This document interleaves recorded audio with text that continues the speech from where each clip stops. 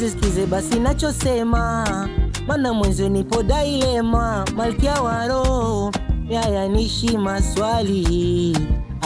Hivi kweli unampenda kama unavyosema, ama ni vile shimo linatema? Je, nikiwa doro vipi utanikubali?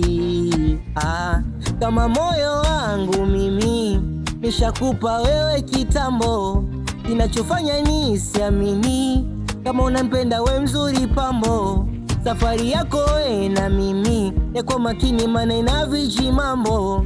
Wayona kwamba kwa makini bado kufika kutwa shema jigambo.